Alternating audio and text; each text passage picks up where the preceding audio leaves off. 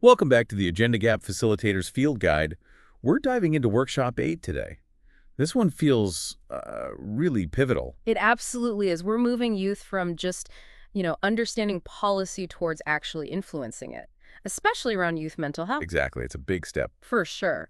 This 2-hour session is really about giving them the tools.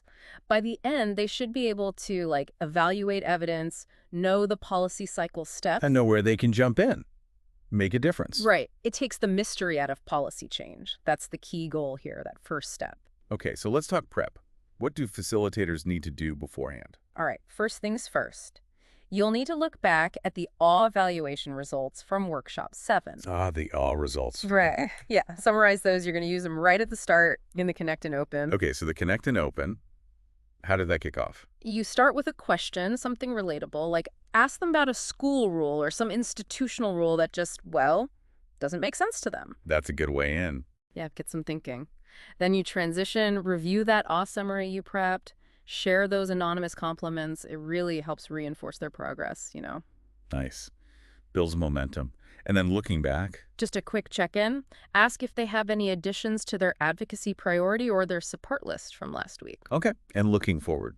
You frame it clearly. They've learned how policy affects them. Now it's about how they affect policy, starting with gathering solid info. And speaking of info, there's that video, right? Oh, yeah. Super important. The What is Misinformation video. It lays out misinformation versus disinformation, gives tips on checking credibility, essential for what comes next. Which is activity 1, gathering evidence.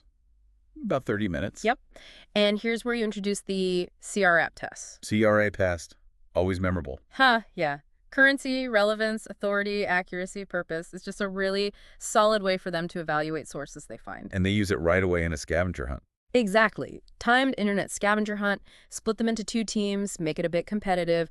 They're looking for credible sources on their challenge. So like Google Scholar.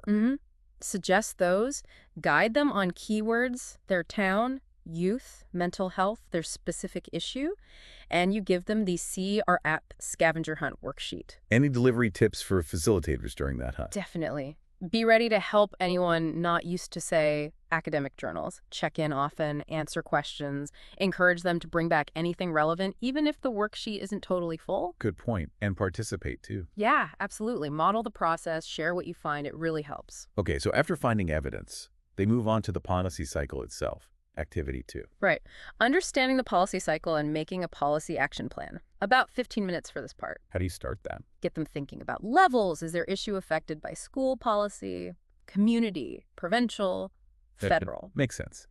Then you introduce the model. Yeah, the stages of the policy cycle resource. Keep it simple. Agenda setting, policy formation, decision-making, implementation, evaluation. And the key message is? That every single step is an opportunity, a place where they can advocate, where their voice matters. That's empowering. And they use a worksheet for this, too. Yep, the policy cycle worksheet. Oh. It guides them from identifying the issue, doing some blue sky thinking on solutions. Blue sky thinking? Yeah, just brainstorming freely, no bad ideas, to get creative.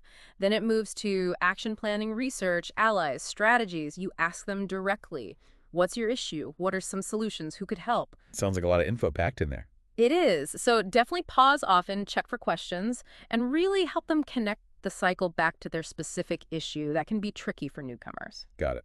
Good heads up. How do you wrap things up? With the connect and close. A 10-minute meditation. A meditation. Interesting. Yeah, explain how mindfulness helps with stress, helps appreciate the good stuff, guide them to reflect on joy, perseverance, what they've accomplished, affirming positive things about themselves. And after the quiet reflection? Ask for reactions, invite sharing if they're comfortable, then hand out the AWE survey, give them time, thank them, close a workshop. And follow up with an email link for the AWE survey if needed. Exactly. Standard practice. This workshop really feels like it equips them, gives them concrete tools to become agents of change. Totally. It's not just theory. They get practical tools like CRAP and a roadmap with the policy cycle. It makes policy feel doable, actionable. Yeah. Which, leads to a good question for you, the facilitator, to ponder. How do you keep nurturing that sense of agency, that feeling that I can do this long after this workshop ends?